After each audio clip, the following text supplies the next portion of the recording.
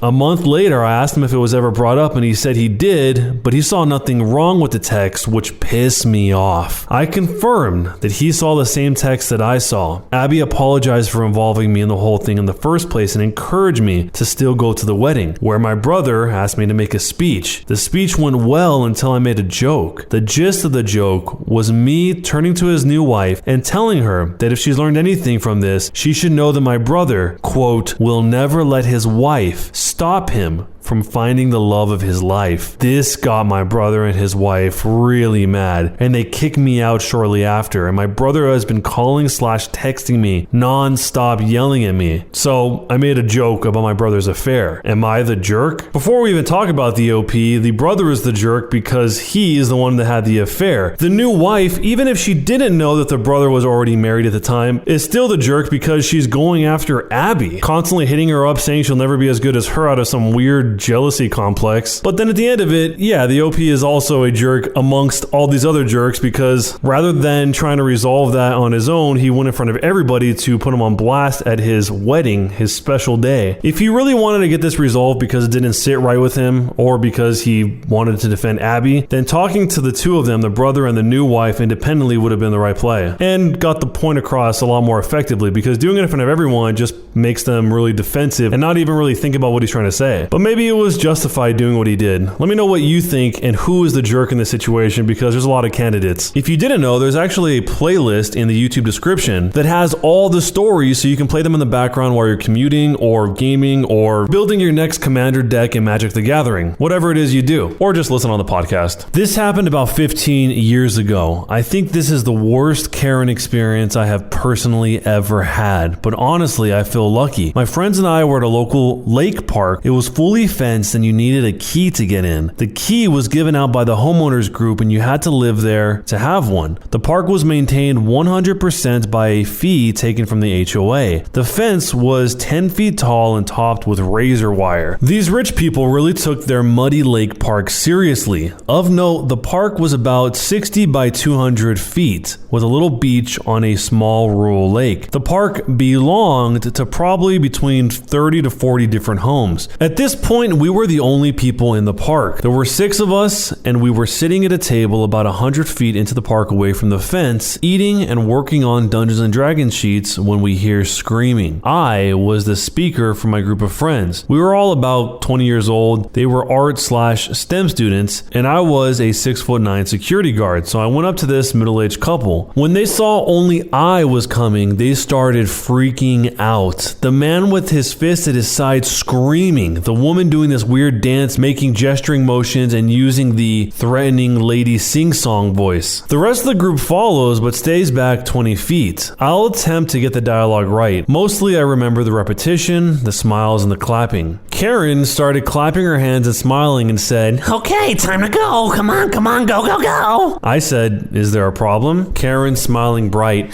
You know you can't be here. You know that. she did a big smile and clapped. Time to go. We can't be here. I point to a friend that lives here, and we have the key and show the key. Now we have the locked gate to the park right between us, and they aren't making any attempt to come in. Where did you get that? Doesn't matter. Let's go. Can't have you here. You know you can't be here. My kids play here. We can't have that. And then she smiled, and I said, "No, we can be here, and we aren't leaving." Her face immediately falls and says, Don't talk to me that way. Get out now. Now. She's still clapping, but no longer smiling. "No, we're here in the middle of the day. We're not causing problems. We have a key and ID showing we can be here. Do you have a key?" I don't need a key to be here to tell you to leave. I'm telling you to go now. She starts rapidly clapping in the group behind me and doing come here gestures with both hands. The husband appears to be attempting the bad cop with his arms crossed over a puffed chest, chin up, watching me through sunglasses. I say to my girlfriend, who is the resident here, "Hey honey, are you allowed here? You want to stay?" She nods without saying anything to this. Karen's eyes go to her and narrow. Sadly, this is where things go bad. Oh, really? You live here? Are you sure about that? Are you sure you're allowed here? Her smile comes back wider than ever, and she pulls out her phone and dials 911 to show us. You want to explain this to the police, honey? She has a big smile and direct eye contact. Now, this is in 2005, 2006-ish, in a rather rich white neighborhood, and my girlfriend is obviously Middle Eastern. She backs down immediately, because to her, the truth doesn't help here. These people don't appear to even live in the neighborhood, but she's sure the cops would take their side anyway. So, Karen is wiggling her phone at us and wagging her eyebrows. I really want to push back on this because I felt like I could handle the police. Police interaction was part of my daily job as security, and at that age, I foolishly thought that it would matter. But my friends were really freaked out about the police, so we packed up while they stood there smiling, clapping, and sometimes calling out, Hurry up! Hurry up! They waited until we left and started following us back to her house. Her phone was out and still pre-dialed. I vividly remember her holding the phone in front of her, displaying it to us whenever we would look back at them, showing us the 911 with her thumb hovering over the call button the whole way back. She said, "Oh, you're good, kids. Thanks for doing the right thing. You'll understand someday why you need to keep your neighborhood safe. Thanks for listening to us." They repeated similar things the whole way back, stood at the bottom of the driveway, and stared us down until we went in the front door. They then both smiled and waved. The husband took out a small camera and took photos of the house, the mailbox, and individual pictures of the license plates for the 4 cars in the driveway. I didn't actually expect them to leave. I thought they were going back to the house for some sort of secondary play, but they just went back to the house to not cause any more trouble for existing. One of the comments asked about this generally, and the OP said, "I didn't want to, but I'm happy that we did in hindsight. The cops would have made us leave either way because that's the easiest way to keep the peace. After working security for 6 more years after this, I've literally seen hundreds of examples of them. Just having everyone leave is the easiest." I mean, that's probably true in a work scenario, but the place where you live, you're going to establish that you're just going to leave whenever somebody doesn't want you to be there, even though you live there. That's definitely a terrible precedent to set, because from this point on, every time he goes over to his girlfriend's house and they want to go outside to this park, they're going to give the power to this random lady to tell them when to go home, even though they're all paying from the HOA. I get why he would think that in the context of work and working security, but when it comes to the place you actually live, that's not the play. But what would you do if you were in that situation? Would you have gone back home to keep the peace, or would you have done something else in this situation? Let me know down below. A Karen thinks she owns the neighborhood park. Here's some background. I'm an autistic 13-year-old boy with a twin sister living in the Chicago suburbs with my now 5-year-old black Labrador Chow, which is a Labrador Chow Chow mix. There is a small park behind my house with a large field, a small playground, and the neighborhood Karen. Now for the story. When I took my puppy to the park on a leash, the Karen was there with her swarm of brats and told me to get my dog out of her park. My sister's friend Lily has a much younger brother named James. James took his toy to the park but couldn't find find his toy when it was time to leave. It turns out Karen's precious angel took his toy. When his mom confronted Karen, her bratty son had broken the toy. James's mom was fuming, and then the Karen said, "Boys will be boys." Karen does not mandate anyone at her daycare of over 50 kids to wear masks. Karen stayed at the park until after dusk. I pointed to the sign at the entrance of the park saying park hours dawn to dusk, and she said, "So?" Karen called me the R word. She thinks she owns the park. She is a helicopter daycare worker, and I'm pretty sure her daycare is not licensed. When I was using the swings of the playground, she would always say, "Get off my swing! My child wants to use it!" "What should I do?" The Karen herself here sounds like a schoolyard bully. She's running around taking claim of the individual swings and access to the park and staying there really late at night. She doesn't want dogs there. And in one of the updates, the OP said, "My sister once wore a flannel shirt, black jeans, and combat boots, and she climbed a tree in the park, and the Karen told her she was a heathen and that she was a bad influence on her kids." It sounds like the Karen is frustrated something else in life, and she's just taking this out on a bunch of random people at the park, which obviously doesn't excuse acting like this, but I think the OP and his sister are both just collateral damage in the belligerent behaviors of this Karen. But if this was you in this situation, how would you handle it, especially at this age? Let me know down below. Am I the jerk for getting mad my tattoo artist hid their initials in my tattoo? I went to a tattoo shop in my area with the photo of the tattoo that I wanted. It was one my dad had gotten to honor my past grandfather who also had it. But the point is, it was important to me that the tattoo looked exactly as it did in the photo. I get to the shop, I explain everything, I pay, I get the tattoo, and we're done. I think it looks awesome. Everything is great until a few weeks later when I show my great grandmother the tattoo. She's static. She grabs my arm to look at and compliment the tattoo and then asks, "Who's AJ?" I ask her what she means, and she points out on the tattoo where the initials A and J, or maybe T, were hidden into the tattoo.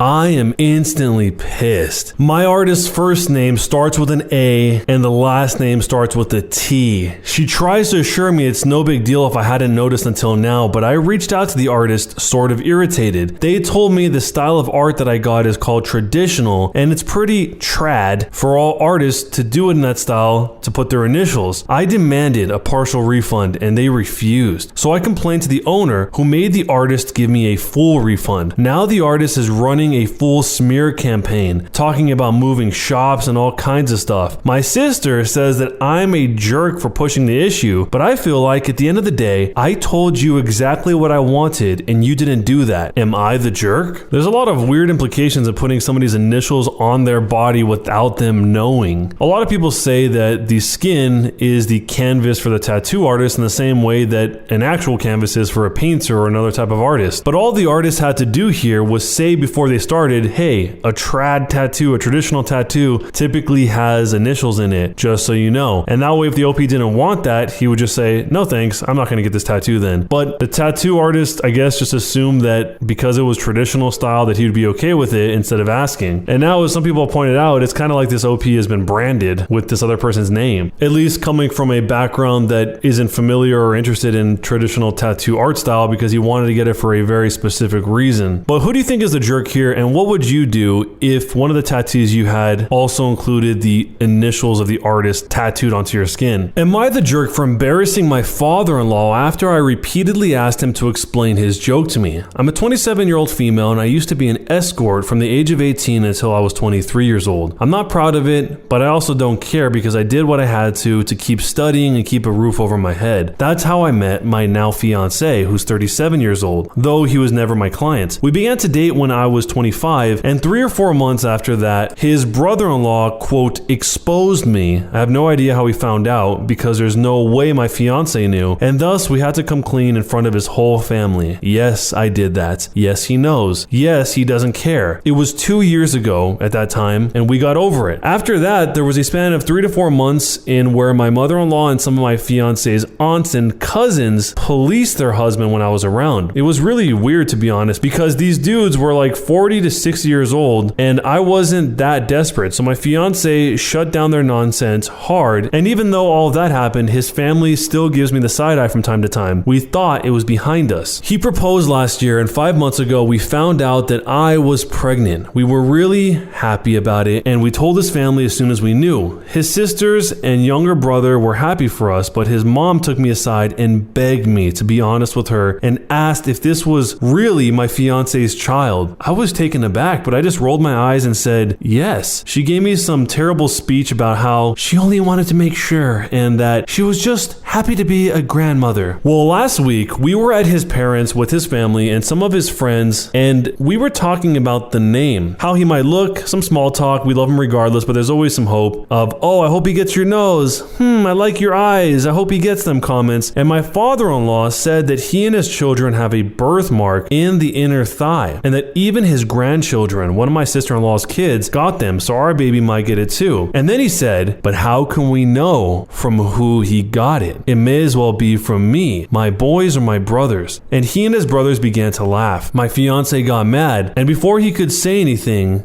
I said, I don't get it. And my father-in-law said, yeah, because it runs in the family. And I said again, I don't get it. Why would he get it from you? And he began to get nervous and said, because, it's just a joke. And I said, but I don't get it. And you all laughed. Explain. It got to the point where some of his friends said, hey, it's not funny. So he excused himself and left. Later, my fiance's brother-in-law came to me and said that I was wrong for embarrassing him like that in his own house, and that I knew what the joke was about.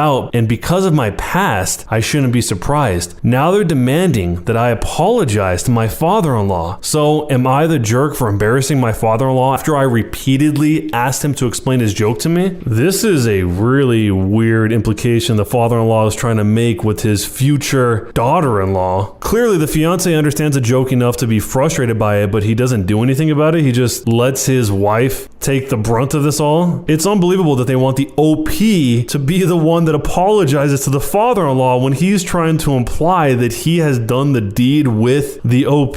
That doesn't even make sense. It's so weird. I mean, imagine anyone in any situation, if you had a dad or somebody that was in a direct familial relationship with you, implying that with your wife in front of you. What she did in the past doesn't make that any more okay or more normal. So how would you handle a situation like this if somebody kept trying to push you like this? And who do you think was a jerk? Let me know down below. My wife wants me to pay $50,000 to carry our child. Before we jump into it, don't forget to subscribe with notifications turned on by hitting that bell. I'm a 34-year-old man and my wife is 29. She has asked me to pay her almost $50,000 to have our child, and I'm not quite sure what to do. I have been dating my wife for 6 years. We have been spiritually married for 2 years. We are not legally married, although at this point we are essentially common law. We are both high earners. We both earn over $175,000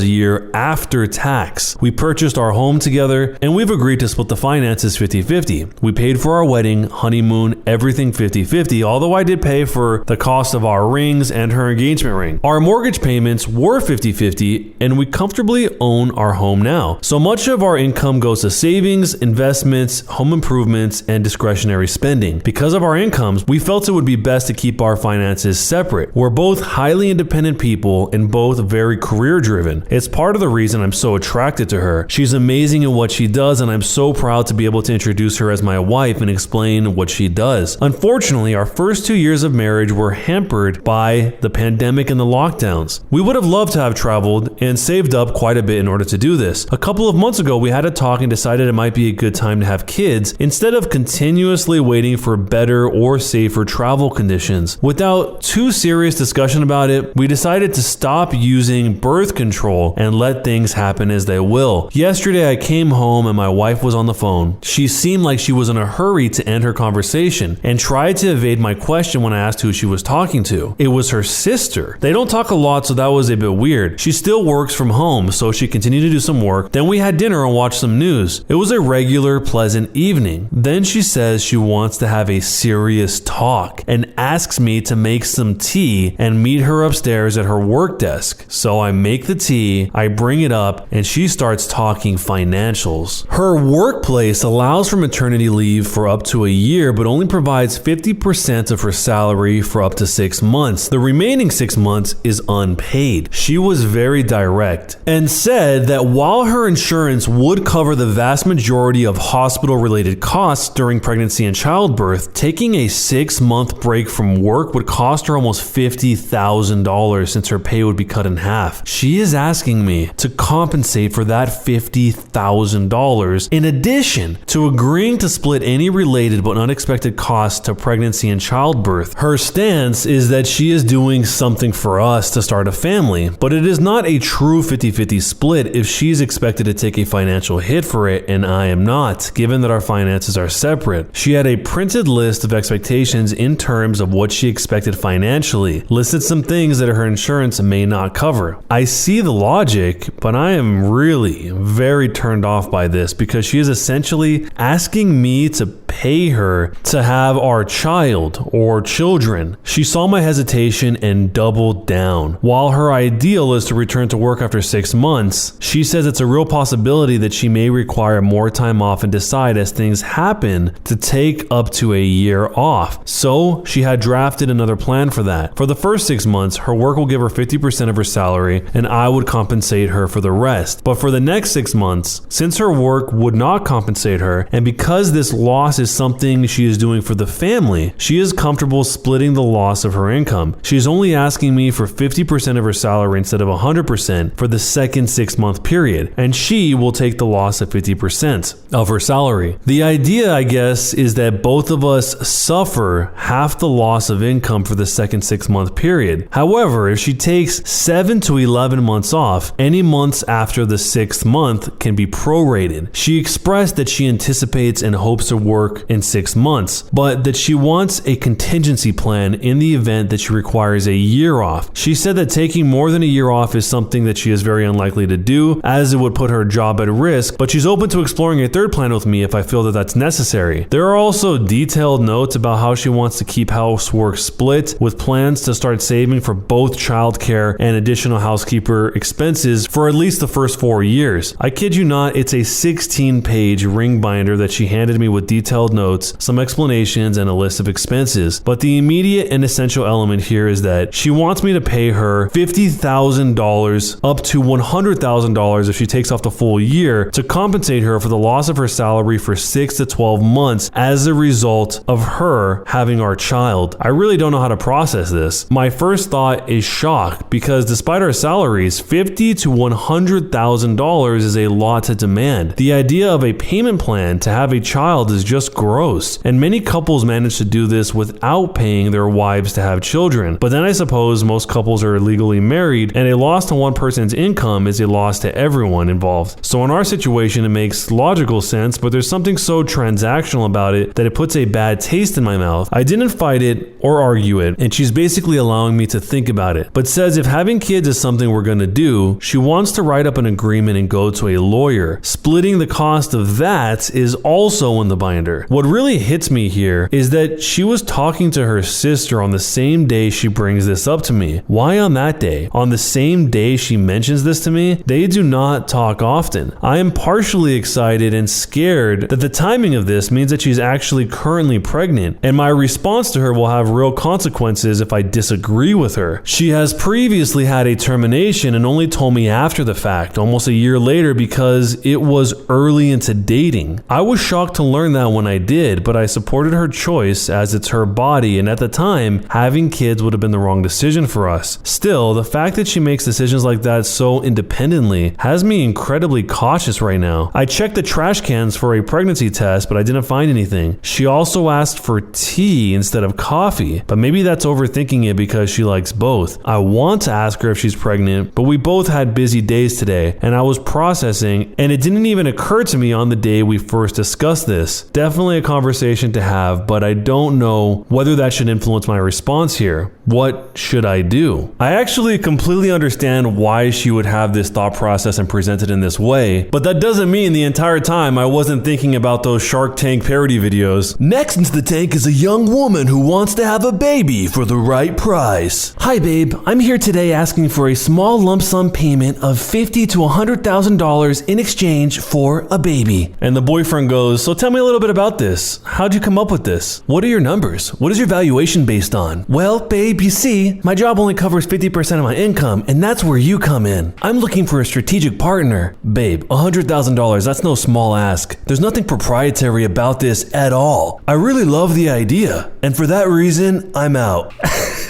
But in all seriousness, I get it. There is an asymmetrical risk that she's taking on by having the baby and not advancing her career, and she wants it to be equal because everything up to this point has been equal in terms of the finances and everything because they're not legally married. There are so many people that have strong opinions on this one way or another, but I can see it from both sides. She wants a security, and he just feels like this whole thing is so unromantic and it just puts him off. Somebody actually brings up the point to ask, what's the reason you're not legally married? Because a lot of these complicated issues could be resolved if the marriage was legal. And the OP's answer was interesting. He says, we were both hesitant on the idea of marriage, but I suppose I oppose it more than she does. If I'm going to be with someone, I don't want to do it out of compliancy and avoiding divorce. I think being with someone means choosing them consistently without pressures of socially imposed institutions. I also want it to be easy to walk away if anything significant changes in the future. People lie, change, cheat, etc. Who you are with today isn't who you will be with in 5 years from now. Even if you think you'll love someone forever, they don't always stay the version of themselves that you fell in love with. She's cautious in a similar way. For example, she doesn't want her last name to be changed, both for familial reasons and because she's established a name for herself in her career. She's particularly cautious of her retirement plan as well, and maintained that if she got married, she wanted a prenup to protect that specifically along with her family inheritance. So it just felt like marriage wasn't in the cards for us, but it was important to her to introduce me as her husband and not as her boyfriend, and to have the typical celebrations and customs associated with marriage that I was happy to give into, and it was more pleasant of an experience than I had anticipated. If she had pressured me into marriage, I might have agreed, but she didn't, and I feel like this works for us well. If they weren't having a kid, the part where he says that he wants it to be easy to walk away if anything significant changes into the future would be a lot different, but having a kid in the mix is something that for a lot of people would make it not easy to walk away. So if your significant other came to you with a proposal like this, and imagine they were the one that didn't want to get married or just couldn't happen for some reason, how would you handle it? Some people are telling them straight up just to run, leave the situation, don't look back, and other people are saying it's pretty much the same thing you would do if you were married, because if you were married, one person losing money is both people losing money. But what would you do? Let me know down below. If you didn't know, there's actually a playlist in the YouTube description that has all the stories so you can play them in the background while you're commuting or gaming or practicing Muay Thai, whatever it is you do, or just listen on the podcast. Am I the jerk for walking out of the baby shower my in-laws threw for me? This whole situation is kind of a mess. I'm a 27-year-old female and I'm expecting my first baby with my husband. This is the first grandchild in the family, and my in-laws said that if the baby's a boy, then we'll give him my father-in-law's name. He's dead due to cancer, and I have no problem with that. This happened just before we found out the gender of the baby. My husband and his family had me do things like attend prayers and do other rituals before the reveal at the doctor's. I didn't like that, but I went with it to keep the peace. The doctor's appointment came, and it turned out to be a girl. My husband cried in the car and then turned off his phone to hide from his family, and then finally told them. His mom and the others made their frustration and disappointment clear, which bothered me because my daughter deserves to be celebrated, but they ghosted me for days, then started coming over and visiting constantly, referring to my daughter as my son, claiming the results were false and basically pretending it's a boy. I had several fights with them after they refused to stop it, and my husband sided with them despite seeing how wrong and unreasonable what they were doing was. We didn't speak for a while. My sister-in-law called me to apologize and inform me that she arranged for a baby shower for me. I was so happy and excited, but when I arrived, I saw blue balloons, blue cake with the father-in-law's name / decorations around. I was so confused I had to sit down. My sister-in-law explained that they were still hoping the gender results are false and that it's a boy. I looked at my husband and he agreed with her. That's when I lost my temper and I started yelling at them, calling them delusional and telling them to stop treating my daughter like she's unwanted and act like she doesn't exist by throwing a party for their imaginary grandson. My mother-in-law broke down crying. I took my bag and I walked out immediately. They started yelling and my husband followed me outside and started arguing about how I insulted his family and his dad's memory by acting like that. I told him to wake up and see the insanity in his family's behavior. He said they needed time to process the fact that it's a girl and not a boy, as they expected, and insisted that I play along and that they'll get over it soon. I said absolutely not, and I demanded he take me home. He said no, so I called an Uber and I left. He was fuming. He called me 15 times and then texted that he won't be coming home until I get my butt over there and apologize for ruining everything they've done for me and accusing them of being mentally unstable. I haven't responded yet, and he's constantly pressuring me to get right with his family before we even talk about anything else. So, am I the jerk? There was actually a story like this we saw a long time ago where the family also resisted the idea of having a girl because they were so fixated on having a boy that they were trying to will it into existence. The OP has a point that it's sad for her daughter to not be celebrated when being brought into this family and instead kind of shunned, and they're just pretending like it's not a girl and that it's a boy. I'm assuming during that time where they ghosted the OP, they were probably having conversations amongst themselves where they were trying to comfort each other and say, it's okay, it might not be a girl, it's not perfect science, maybe it'll be a boy. And they probably just snowballed from that concept, living in their own bubble all the way to the point that they made a baby shower to celebrate a boy being born.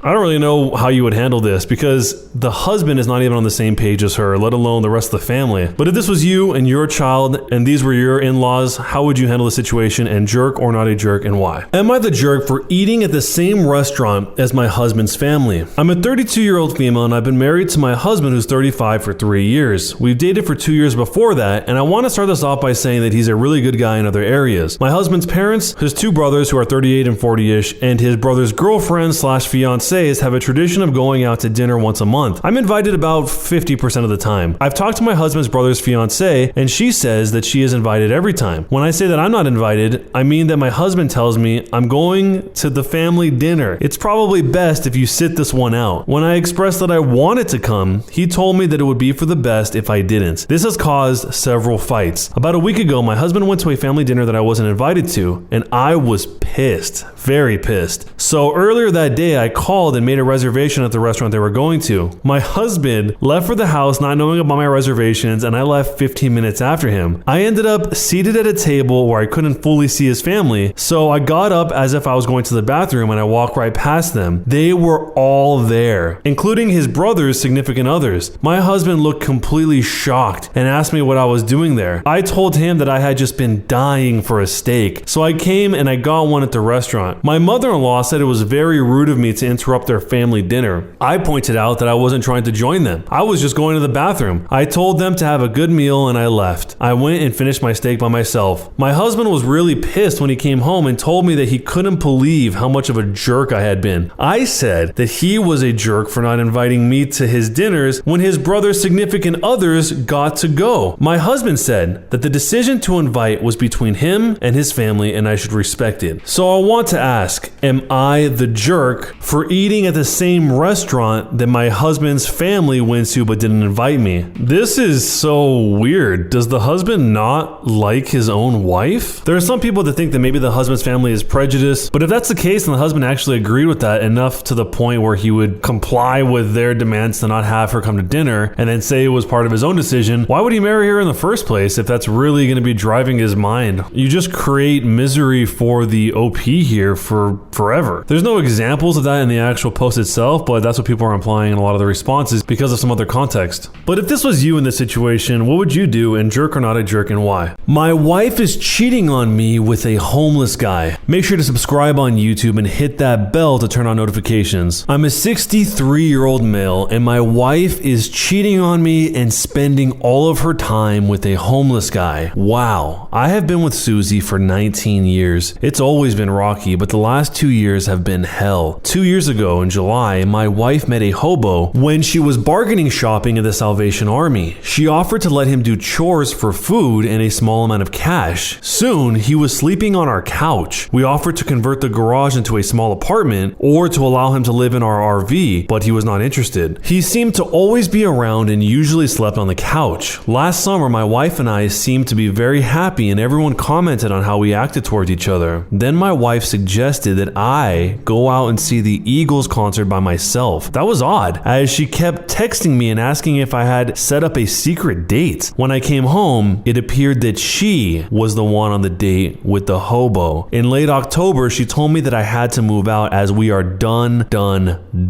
I moved into the garage as we had a lot of faux breakups over the last 19 years. My wife then asked me out for a Halloween party, but before we went out, we had to go jump the hobo's 30-year-old junker car. My wife was in a panic as his battery was dead. A few days later, my wife told me to just give her some space and we would get through this. The hobo was now living on the couch full time. A few facts. My wife comes from a very wealthy family that does not give her any money. She has not worked in 15 years. A bone of contention I have is that I do not make enough money. I generally earn between $10,000 to $15,000 a month. The hobo hasn't had a job in 8 years since he was released from a long prison term. This whole situation is unbelievable. She was 27 years old when I met her and I was 44. She sort of freaked out when I hit 60 years old. Of course, she is now 46 years old, but I'm still in better health than she is. I took her at her word that she needed 2 months. It stretched out to 8 months. In May, she said she was going to visit her rich family for a couple of weeks, which is about 50 miles away. I left her alone, but then had business nearby and stopped by to say hi, and I was shocked to see the hobo driving her car. The hobo had his beater car towed away. The car was worth less than $300 towing charges, so I told him I would help him get a car. Susie was calling me in a panic as the hobo's car had been towed. Then on May 20th, I was on my way back to work when I saw our RV parked in an odd place. I stuck my head in to see what was going on and saw the two of them doing the deed. I was so dumb for so long. I resolved to end the marriage, but Susie pleaded that this was an aberration and that she wanted to stay married. The hobo is gone, apparently living in the RV. Now my wife is always gone. She goes grocery shopping and is gone for 5 hours at a time. This morning she went to church at 7 a.m. and is still not home 12 hours later. I'm a fool to even write this. It's been a very good 18 years. We traveled the world together and had many wonderful times until the last 8 months. I have checked out dating, but dating at 63 years old is nothing like it is when you're 29 years old. There is no way that Susie can stay with this hobo, which a counselor told me that when a person has an affair with an unacceptable person, that person is making a statement, not seeking a replacement. But this has gone on for way too long. She insists that we are back together, but she is always gone. She continually argues that women I casually know were in fact torrid affairs. They weren't, as if that justifies her behavior. Am I the jerk? What should I do? Man, this is an awful position to be in. He obviously thought he was getting into a relationship for life, as many people do when they're getting married, and then even provides this life for her where he's making what sounds like really good money and she doesn't have to work for 15 years only to be played for a fool and be taken advantage of. She wants her cake and to eat it too. She's probably attracted to this homeless guy, but wants the stability of not having to work. I mean, she made it from her late 20s all the way until her mid 40s without working, which is pretty unbelievable. I just can't believe this guy's actually sticking around, but it sounds like his fear is having to go back out on the dating market as a 63-year-old. The obvious answer here is, despite all that, just leave. This is one of those situations where I don't see a way to salvage this, especially based on the way she's behaving. As one of the comments pointed out, whenever somebody asks you for space or for a break, take that point as the end of your relationship. This was the advice from someone who's the same age as him that responded to this. At this point, the OP is just an ATM, but do you think it's just as clear to leave, or are you more on the side of the OP where you think that leaving is going to be harder because you're going to have to start dating from the age of 63? Let me know what you think down below. If you didn't know, there's actually a playlist in the YouTube description that has all the stories so you can play them in the background while you're commuting or gaming or planning to create a real estate empire, whatever it is you do, or just listen on the podcast. My wife cheated on me with a homeless guy in Las Vegas, and I'm in love with my former sister-in-law. I'm finally at the point where I can't stand this anymore. I've been in love with this woman for a very long time. Maybe a couple of years at this point, and I'm not sure if I should just end it or attempt to make something with her. I met my ex-wife, her sister, when I was 23 years old, and the relationship developed very quickly. By the time I was 26, I had my son and daughter and had gotten married. However, within months of being married, my wife had an affair. But worse than that, the man she cheated on me with got her into the hair. After confronting her on this, she said she was going to get help, but instead she left in the night. I haven't heard from her in 4 years, and the last I heard, she's still with that homeless guy and they're homeless in Las Vegas. Being focused on holding it together for the kids, I don't have the time to chase her down, nor do I want to after what she pulled. I ended up getting a divorce in absentia. I did, however, maintain a very positive relationship with my in-laws after the fact. Every other weekend, my kids stay over with their grandparents on that side, and they pretty much treat me like a son still. I still go to parties at Christmas and am reasonably liked by the family. Nobody talks about my ex anymore, mainly to not worry my kids. My oldest, my son, is very hurt by his mother leaving. He's 9 years old now, and I've had to get therapy for him after he told me that he hoped his mother was dead. She had been treating him worse and worse verbally toward the end, which is when he was around 5 or 6 years old. Anyhow, in the year after my ex left, her sister and her boyfriend had started coming around a lot to see the kids. They knew I worked a lot and would babysit and call it practice as they wanted to have children of their own. My kids loved them and they were spoiled by them, which I didn't mind because we all need a little positivity. They got married and they were very in love. However, her husband died in a workplace accident shortly after the birth of their daughter. It has been extremely rough and painful for everyone involved, as one can imagine. I followed my sister-in-law's example and began to take her daughter to give her time to herself if things got too hard to deal with or if she needed alone time. She's been in grief counseling for a few years, but she still wears her ring and she told me that she can't ever imagine dating again. I talked to her about him frequently and she's gotten to a better place, but she's still very much in love with him. I can't imagine that sort of pain. Over the last 2 years, we've been more of a constant figure in each other's lives. My kids love their aunts, and I also have her over for dinner a couple of times a week. My daughters and her daughter have become close and loving around each other, so they have sleepovers. I've moved on from my ex, but the idea of possibly dating someone as dangerous as their mother has kept me out of the dating scene. I don't know when it happened, but slowly I began to get soft on my sister-in-law. She's a great mom for what had happened to her. She's one of the sweetest people I know, and her sense of humor always leaves me laughing and happy. Then I started realizing that I'm physically attracted to her. I've always felt kind of guilty about it because her late husband was a good friend, and since she's obviously still grieving, so I've kept it to myself. Since COVID started, we've been together a bit more because social distancing has had us lose contact with most other people. Nothing romantic has ever been discussed, and I try not to flirt, but last week, it was very late after the kids went to bed. I made us a few drinks, not enough to get sloshed, but she decided she'd rather spend the night. So I took my couch, I woke up to breakfast this morning, and the four of us felt like the sort of family I've always wanted. She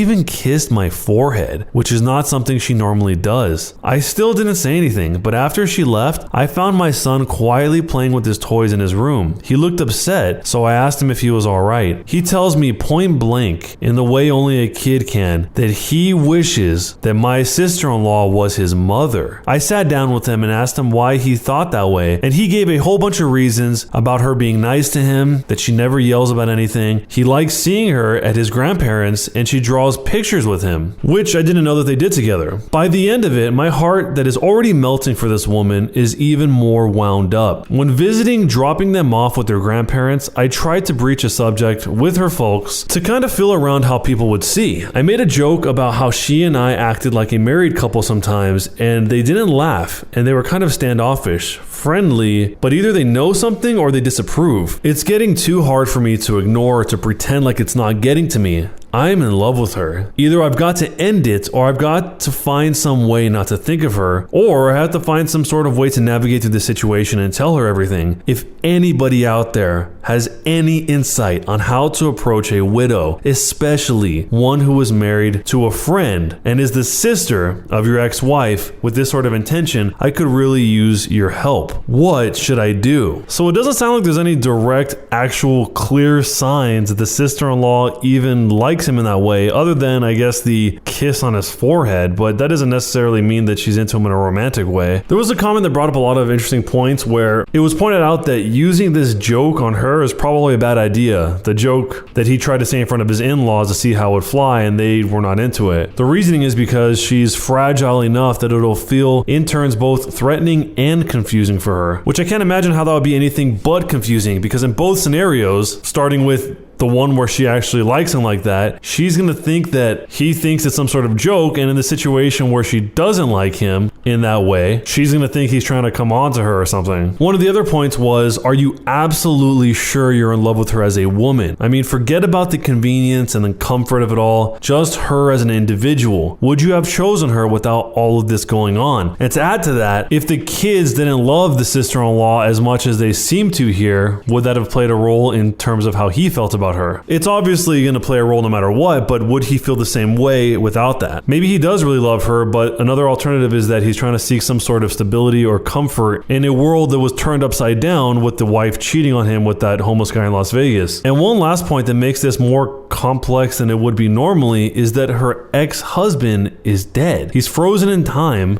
exactly as she remembers him, and even the OP himself says she seems like she's still in love with him. Or better put, in the same response, unlike your ex, her former husband has now been idealized for perpetuity. He will never do her any wrong. He will never be less to her, and he will always reign first in her heart. A love halted before its time and shrouded in grief can become a safe space for someone, as at least she can always say, I was married once. I did have that once. And depending on where she is in her grief, she may choose to stay there for a very, very long time and not go further. So if this was your close friend in this situation, what would you tell him to do? Let me know down below. Am I the jerk for leaving my husband at the clinic and driving off? I'm a 26-year-old female and I've been together with my husband, Austin, who's 35 years old, for 3 years. He was married before me but divorced his ex-wife because she couldn't have kids. Ever since I became pregnant, he did a complete 180. He became obsessed by constantly watching my every move and breathing down my neck. He even hung photos of the sonogram. He also came up with a list of what I am allowed and not allowed to do, like not driving, not eating certain foods, not working. But I stood my ground and I continued working. Also not wearing high heels or watching certain shows or see my own family unless precautions were taken. It has been exhausting for me already, but he has made it 10 times worse. Yesterday, he woke me up at 7 a.m. and said we had to go to the doctor. I asked why since I wasn't feeling sick, and he said he just had a hunch and I had to skip work and go with him to the appointment just to make sure because he felt something was wrong. I said no, but he went and called my boss and took the day off from me. I was just speechless, but decided just to go to get it over with. We got there after he kept scolding me for things that I did the night before that might have caused a problem. But literally, there was no problem. The doctor told us that, but he asked her to check again and she did. He then asked her to check again, then again. I couldn't take it when he asked her again. I just got up, I took my bag and I walked out and left him arguing with the doctor. I got in the car and went home immediately. He kept calling me, then came home and started yelling at me for leaving him in the middle of my examination and then leaving him at the clinic. I blew up on him and I told him I couldn't stand his obsession anymore and that his paranoia made me feel paranoid. And it's beginning to affect my social life, my mental and physical health, and my livelihood. He looked at me and then said I hurt him with what I said and that he was just trying to make sure the baby was fine. And I was being aggressive and irresponsible towards him and the baby this entire time. He said that I was acting like a neglectful mother when the baby isn't even there yet. Then he left and turned his phone off. This morning, he's acting distant and is expecting some sort of apology for what I did. Am I the jerk for overreacting and leaving my husband at the clinic and driving off? This sounds more serious than the OP